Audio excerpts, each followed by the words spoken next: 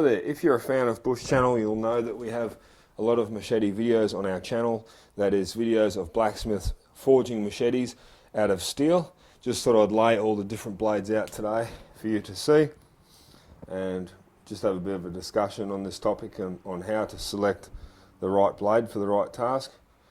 So starting over here on the left, 3 Malaysian prangs from our Malaysian prang video, which you can see on our channel, and then these 2 larger custom-made bolos from Cumington Island in the Philippines, very heavy bolos. This one is 6mm in thickness, and the other one is even thicker at 8mm.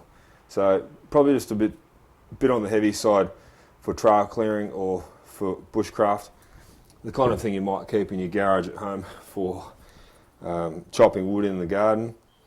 Now in the middle we have a ready-made, very simple bolo from the Philippines. That is a chisel grind. Chisel grinds are very popular over there. That means that it's only sharpened on one side. So it's flat, completely flat on the left side of this blade and sharpened only on the right. So this is a right-handed chisel grind machete as opposed to a left-handed. So if it was a left-handed, it would be flat on the right side and only sharpened on the left for a left-handed user.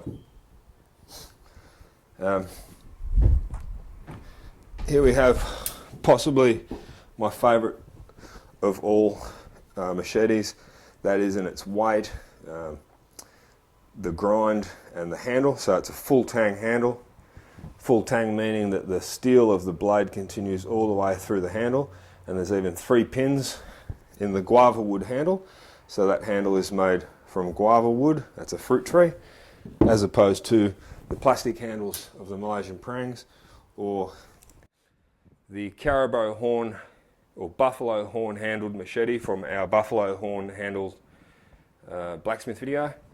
So that handle is not wood, it's actually from the horn of a buffalo. And here we have my favourite trail clearing blade of all. This machete appears in a lot of our jungle trekking videos. Originally I picked this up on Romblon Island in the Philippines, and then later on during that same trip I had a blacksmith modify it into what it is today. So it's a convex grind. Convex grind being undoubtedly the most suitable grind for machetes.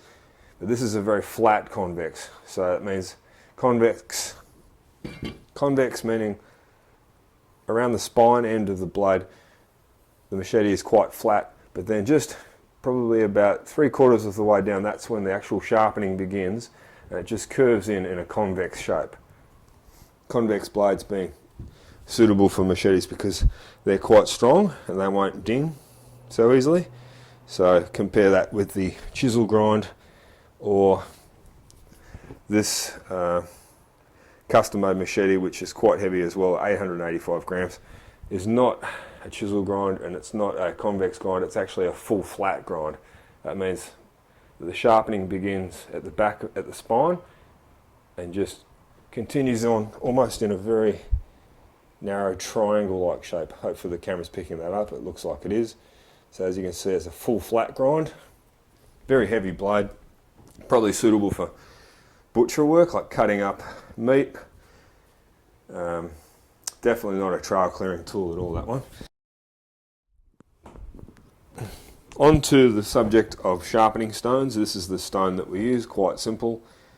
The kind of sharpening stone you would even use just to sharpen chisels in a wood making workshop.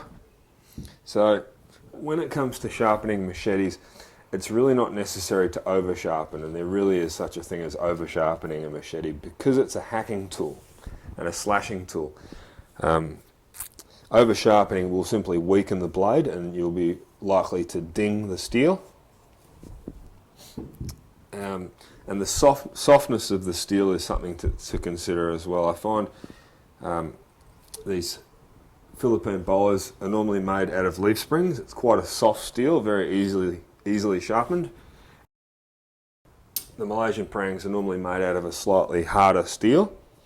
So soft steels, although it won't hold the edge as long, if it does ding, it's quite easy to just resharpen it, and over the years, as you use your blade, you'll sharpen it down again and again, and eventually there won't be much left of the steel, but you can always just buy a new one, and it's quite easy to pick up these Southeast Asian machetes, well, if you are on a holiday in that area, for between $5 to $10 US. Some of these blades we paid up to $30 US for because they were custom made. And without further ado, I would like to introduce the giant sugarcane farmer's blade from Negros Island in the Philippines. And earlier this year we did a video on how blacksmiths make sugarcane machetes. Absolutely giant tool. The total weight, I've just labelled it here, is 1,450 grams, so almost 1.5 kilos. Definitely not the kind of thing you would use for trail clearing or bushcraft, and in fact the sugarcane farmers themselves don't even use this in the field. This is mainly a packing tool.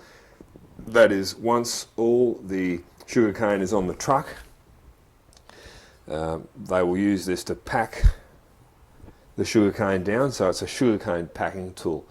The machetes that they use in the cane fields are slightly lighter, so this is a really heavy, quite often a two-handed gizmo happening around here. Even the handle itself is steel, so I would recommend checking out the video with the blacksmiths forging that blade. They are quite interesting tradespeople at work. And today I've just got this 12-inch ruler or 30-centimeter ruler, just so you can get an idea of the size of the different blades. So regarding the weight of a machete, anything that's between about 600 to 800 grams I would consider to be a larger machete. This one here is 720 grams. That's the buffalo horn machete from our buffalo horn handled blacksmith video. You can check that out on our channel. So anything below 600 grams is a lightweight blade, so a good trail clearing machete, in my opinion, should be less than 500 grams. And another factor I wanted to mention in selecting the right trail clearing machete is swinging it through the air should be almost effortless. And as you swing it through the air, you should actually be able to produce a swooshing sound.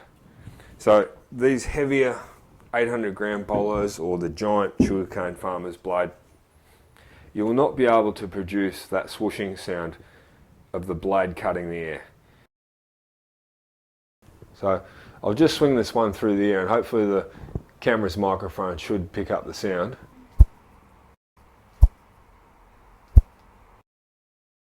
So if the machete can produce a swooshing sound when you swing it, it may be the perfect weight for effective trail clearing. So these big heavy 800 gram or 1.5 kilo bolos, you will not be able to produce that same cutting the air sound